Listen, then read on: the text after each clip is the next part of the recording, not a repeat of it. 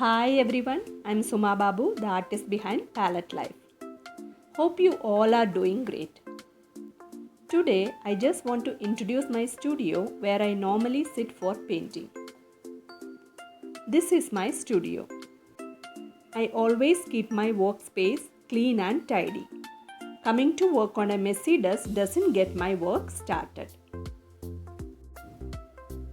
This is the painting I'm going to show as a time lapse today. These are the other two paintings which I work on simultaneously. I don't want to waste that drying period of oil paints needed before every layer of painting. So I keep at least 3 paintings on at the same time.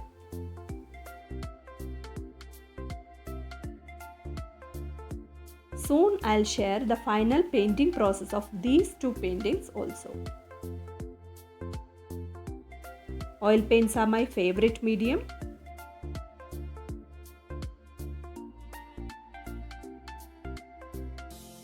Pardon me, I forgot to shoot the initial stages of this painting.